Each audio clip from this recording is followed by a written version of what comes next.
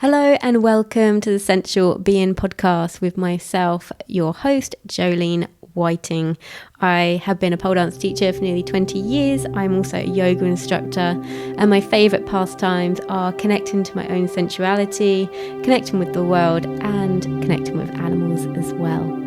In this podcast, you'll find new and inventive ways of how you see yourself, connecting yourself with others, and also how you see and view the world around you. Join me in this episode as we navigate many things that will try and help us stay in the present moment, to try and stay in nature's cycle of life so that we can really be here on Earthside and have a magical experience together. Hello, Sensual Being, and welcome back to the podcast. Thank you so much for joining me today. Do you know what? At the moment, I'm in the UK and it is spring and it really feels like spring. There is so much sunshine. It is absolutely glorious. And it's a sort of sun that is really nurturing. Like it really feels like it gives you something. There's something about springtime, summer and the autumn sunshine as well. That type of sunshine really kind of generates so much healing within the body, because in the depths of summer, whilst it can be beautiful at times, it can be, exhausting. We have to be very careful with the sun, not for reasons that I deem are put out on mainstream. I believe there's an element of respect that we need to have for the sun. So I don't buy in to the fact that the sun is so bad for you. I try really hard to respect the sun, and to do that, particularly in the summer, I will try and get out in the sun, particularly in the morning. The morning sunshine really does wonders for my skin, and I'm very careful throughout the rest of the day. But the more I can get in the morning sun, particularly without sunglasses, then my body is accepting that there is sunshine coming to it. And because I'm not wearing any sunglasses, my skin knows what to do. And I find this fascinating. So I've been doing this for a couple of years now. And I've also been trying to keep the sun aspect into my life throughout winter. It's not the same, but I have been using sunbeds. Again, another controversial one, because that has been deemed as being bad. And I remember years ago hearing that, well, if you use your sunbed when you're like in your late teens or early 20s, then you're doomed. And I thought, oh God, I better stop using them. And I bought into it. I bought into all that. And now I think, this is each to their own for what you want to do and what sits right with you.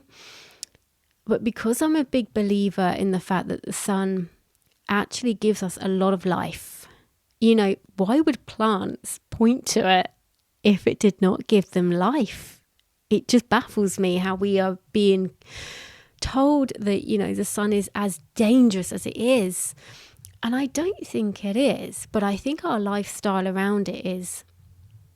So me using sunbeds throughout the winter, not for aesthetic reasons. Like, it's not about trying to keep myself looking like I've got a tan, because actually I don't care about that, but I do care about how my skin is, like how I live. And I have found that by using them throughout winter, I have hardly been ill. And there's been a lot of people been ill around me, and I haven't caught anything. And it's really weird because normally throughout winter I catch colds and bugs and things. But this seems to repel it. So if this hits home for you and you're intrigued, look into it for yourself. Don't take what I say as gospel, because I'm just trying to navigate through this life and undo a lot of conditioning, as are you probably. So we need to try and find our own ways forward. But if I have planted a seed for you and you're curious, then please do look into this for yourself. And I really do feel like the sun gives us a lot of nourishment, but I also believe in the amount of respect that we have to have for the sun. So don't just go out in the middle of the day during the hottest part of the day and just lay there, and think, oh, Jolene said it would nourish me. No, it would probably burn you. So again, that level of respect. And honestly, not wearing the sunglasses, that is huge, huge, huge, huge for me. My skin reacts completely differently. So I just wanted to plant that seed really, because we are getting a lot of sun in the UK, and we do just need to respect it. But I do think there's a lot of goodness, and I think we've been really played at this, that we're told it's a bad thing. And it's difficult as well, because I do believe that most suntan lotions that are out there are actually bad. So I very rarely use any sunscreen, and I'm quite pale, and I haven't been burnt for 2 years. And with sunscreen, I'm not really sure if it's protecting our skin or if it's trying to protect maybe the lots of heavy metals and toxins that are in our body and in our skin. And maybe that is what's burning our skin and not actually our skin, because like our grandparents, they didn't have sunscreen and they were okay. And when I said before about our lifestyle, now this is where it gets interesting, and this really stems on to this episode today, which is going to be about how can we be more in the moment, in the present, because at the end of the day, the present moment is all we have. In that moment is all we have. So how are you showing up? Now, when it comes to the sun, how much time are you spending indoors versus outdoors? And I know we all have jobs, and a lot of the time they're indoors and they're at screens, but what do you do around that? And you might be thinking, yeah, but at the end of the day, I just want to go home and sit down and watch the TV, or play games or something like that. But I urge you to really think about this, because movement, sunshine gives us energy. Sitting down and eating does not give us energy. And there's a time and a place for that. But I believe that we are doing this too much in our lives. And it can feel quite edgy to try and change this. And you might get pushed back in your household or from your friends to say, well, why don't you want to watch this? Why don't you want to play this? Why don't you want to eat this? And this is where it gets difficult. This is where it's easier just to say yes and go along with it, rather than be the black sheep of the family and be different, and maybe go outside for a walk, go outside and do something different. And it is difficult to go against what other people are thinking is the right thing. And the problem is that you can end up getting a bit bullied for this as well, because people don't like to be challenged. And I don't mean that you're challenging them per se, but I mean that the fact that you are doing something different makes them realize they can do something different and they're not. And then it brings out an internal frustration within themselves that they can then take out on you. And this is where a lot of bullying comes from. It's where a lot of it comes from. It can be jealousy, it can be envy, but a lot of it can be highlighting inadequacies in themselves. And this is a difficult one to navigate. And this is where you might find that you end up, your lifestyle changes and your friends change. And this is something that I have had to deal with in my life, because by me doing different things, reinventing myself, a lot of people are here for it. But you find out who your true friends are, because a lot of them are not here for that. They're not here for that. They're here for you to stay in your box, be the person that they know. And the thing is, this comes from survival and safety as well, because when you continue to be that same person that they've always known and nothing different, there is no challenge. So it feels safe.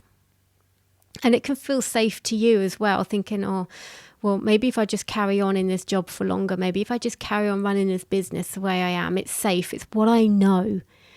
But to break out of it feels really edgy and scary to yourself and to other people, because they then realize that they can do something different and they're not.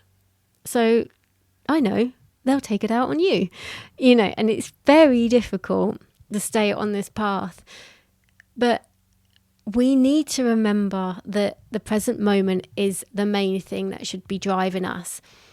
The past has already happened. The future is coming, but the present moment is here now. And the more that we can all try and stay in that, the happier we'll be.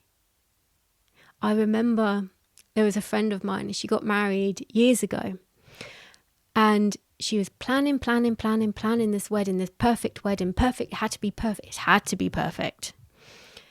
And then the perfect day came, and she whinged the entire day. Every time I saw her, she was whinging to me that something had gone wrong, something wasn't right. Now this wasn't right. They haven't even cut the cake right. And I'm thinking, oh my God, you're not here.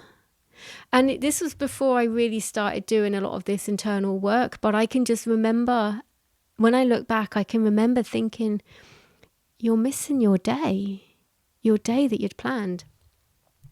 And this is so true for so many things in our lives. It's like when I used to do pole performances, and I would this is why I started just to do freestyle for them, because I could just pick the song and dance. There's nothing to remember. There was nothing to go wrong. There was nothing to forget. I could just be in that moment. Whereas the routines I put together and I practiced them, polished them over and over and over and over again, I lost the magic of the song. I lost the magic of the movement, the magic of the feeling.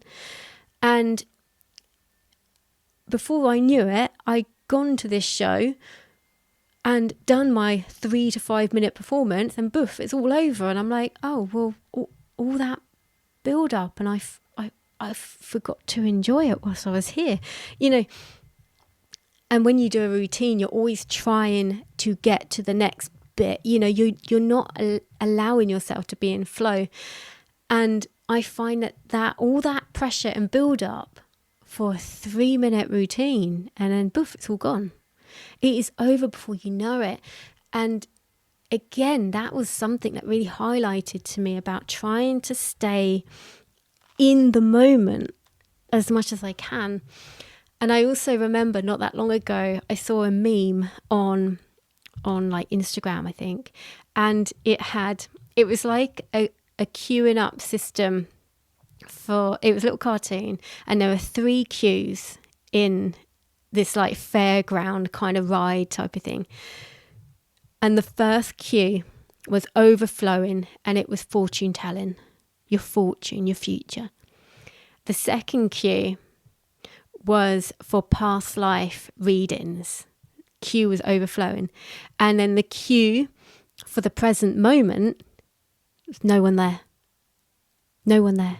And I thought, do you know what? That is so true. We are so full of distractions, of things that don't let our own minds think, which is why playing a lot of computer games, a lot of films, series, binge watching things, a lot of drinking as well. All of this stuff is not allowing our creativity to flow, and it's not allowing us to see beauty in the present moment. We're not engaging as human beings with each other. We're not engaging on a real level with people. And I think that this is such a root of unhappiness in our lives. And I'm sure we've all been guilty of this. I have. I'm not exempt from this. And it's the realization of how I live my life now compared to years ago that has made me feel different about this. Turning off my TV, and that pull to go outside was huge. And I've always been a bit outdoorsy. I've always liked going outdoors. I grew up having my pony. I used to play outside when I was a kid all the time. And my 2 dogs. I love being outside, but there was a massive pull to get me outside when I turned off my TV, and I listened to that. And here we are now. But I listened to that so much. And one of the biggest realizations that came from when I turned off the TV was, this goes for anybody that I spent time with, but particularly my dog, my first dog. And I think of all the years I was watching TV with him sleeping beside me, and I missed him. I won't ever see him again. I missed all that time. My little dog Pumpkin, I watch him sleep so much because it's adorable. Oh my God, he's so cute. And I'm trying to soak up all these real present moment feelings as much as I can, because I know that every moment is fleeting.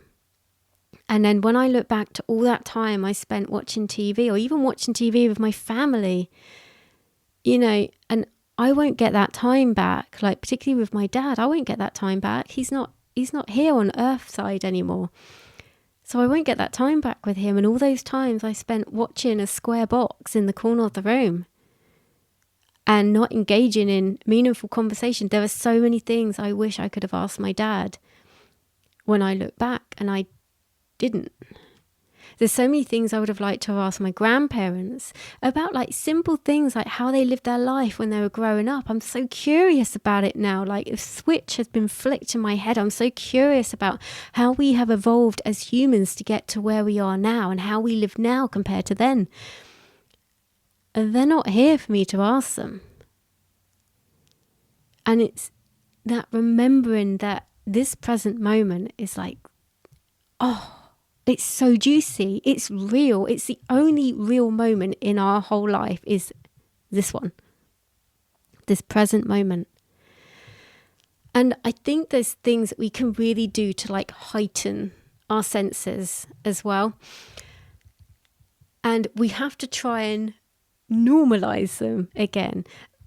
I kind of feel like I just spent about half an hour sitting outside watching next door's silver birch tree, watching it flitter in the wind, in the breeze, and it's got the blue sky behind it, and the goldness of the catkins are so bright against the blue sky, and I was just transfixed by it, thinking, oh my God, it felt so magical.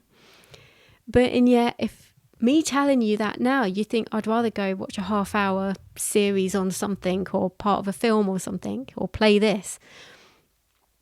Why can't we normalize really being a part of Earth? Because she's absolutely magic. And at the moment, we've got such clear skies before going to bed. And I just go outside and I look up at the stars, I look up at the moon, and it's just magic. And I swear, every single time I look up, I see a UFO. Every single time. Even my partner, when he goes outside and looks up, he goes, look, there's another one. People aren't looking up. It's weird. People aren't looking. I've been watching all the blossom change on all the trees. And I've been watching some of my favorite trees that are on regular routes I take, and watching which ones blossom first and which ones leaf up first. And yeah, it's just, it's magical. But we are just so busy with our lives, we are not really taking this time to look at them. And there's just so much beauty and magic around us. And currently we are in dandelion season. The dandelions have just popped up in the last few days. So again, look for them. Look for them, even growing out the little cracks in the concrete. They are there. They're there. They're making their way out. They're such hardy little beasts. They're so funny. But yeah, just make sure you are looking for the magic everywhere. And don't deem it as blasé or anything, because this is part of Earth. This is part of our experience. And it's remembering that our calendars aren't even really the correct format. And this hour change, time change in the UK really messes with people. It messes with me too. We get off our circadian rhythm. and then we've got to try and get back on it. So it really is a mess up for our system. And I remember my dad used to fly to lots of different places in the world and different time zones to teach people how to do his job. And he said that the one time zone that he really got messed up by was in the UK when we used to go for an hour forward or an hour back. He said that was the worst. He could go to all places all around the world and have all different time changes. But he said that one, he said that's the worst one. And that always stuck with me, because I thought, that's really interesting, because why is it that one little shift makes so much difference?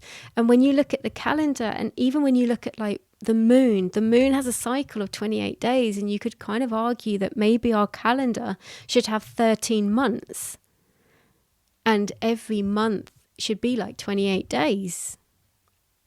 We've shifted. We are shifting this 1 hour time difference, this 1 month time difference. It just shifts enough to mess with our internal system of our body, and to try and get that back and to get into the flow of nature in life and the seasons is actually something that we are, demonized to do, particularly as women as well. We have a monthly cycle where our energy goes up and goes back down. I remember all the Tampax adverts when I was growing up, and, she was able to pop in a Tampax and she was able to, live her life and go show jumping in her white jumper. She was able to do the diving competition for the Olympics. And it's like, yeah, great. But so long as you're not sacrificing your energy, if the energy isn't there, why are we being told to push? It's never sat right with me. And it's that remembering that we do have this energy that goes up and down. And if you don't have your cycle anymore, that's a whole different episode in itself. But if you don't have your cycle for whatever reason, then see if you can link it into the phases of the moon. So when the moon is full, take that as more of your energetic time, because the energy on Earth at that time during the full moon is a lot more heightened. My friend used to work in A&E, and she said full moon, always more accidents, or everything's all heightened. So it is a real thing whether you choose to believe it or not. And then at the times of like the new moon, then that time is the time of the bleed. So that would be like your more restful time. So you can take this and like rest a bit more there, push a bit more during the full moon. And actually you can work in with the moon. And if you don't have your cycle anymore, but you're kind of meant to, you might find that your cycle comes back when you give your body that rhythm, that chance, and see if that kind of works for you, even just on an energetic level. Because men have like a 24-hour energetic like cycle and rhythm, whereas women have a 28 days. So this is where we are very different to men. And that's okay. We are supposed to be. We're supposed to be. Other ways we can really try and sink into the present moment is, I don't know when you last really did this, but eating our food with our hands. When we see kids and babies doing this, they are so much more connected to their food than we are using a knife and fork. And I know there's some limits to this. You might think, well, how do I pick up soup with my fingers? You don't have to. You can dip some bread in. You can use a spoon for that. But even like if it's salad, actually just try it. My mum did this the other day and she said, God, the food taste is so different. It's a bit like when you grow your own food and then eat it, it tastes different than when you buy it from the shop. And it's not just because you've made it more organic or you've grown it better than what you might buy, which is also a real thing. But it can be that connection with that food is a connection to the earth. It's like that rhythm of life, the earthly cycle, and becoming a real part of it. So I've also seen memes as well where they've got a picture of a load of people on the land harvesting, growing food and things. And then on the next picture, you've just got like these tall office blocks and it's all very grey, it's all very square. And it says on it, so like it only took 2 generations to forget how to live off the land. And that is so true. And I feel this massive pull in me that when me and my partner move, that we are going to get somewhere where we can actually have a bit of maybe a small holding, maybe have some chickens, have some like pasture fed hens and have eggs from them, grow some of our own food, try and have a bit of a seasonal living, and he's always followed the sun to a certain extent. Like when it gets dark, he goes to sleep. When it's light, he wakes up. So he's awake more during the summer than he is in the winter. He's always, ever since I've known my partner, he's always kind of like followed in with the sun's pattern, even though it's not something that he's necessarily tried to do. It's just, it feels natural to him. So he'll be up at like 4:00 in the morning in the summer. He's up really early because the sun is up. So he's up and he has this real connection with the sun. He's very much a sun worshipper. And to be honest, he's really taught me to become more of a sun worshipper as well. But I also know to respect the sun at the same time. There's this balance. And unfortunately, because we have lived so much of our lives inside, in office buildings, 9 till 5, missing the biggest part of the sun in the day, that our bodies aren't getting used to the real rhythm of life, of nature. And I strongly believe that the more we can get back to that, the happier we'll be. Because so many people are unhappy at the moment. Like, particularly in the last 5 years, unfortunately, I can count quite a lot of people that I've known personally who have taken their own lives in the last 5 years.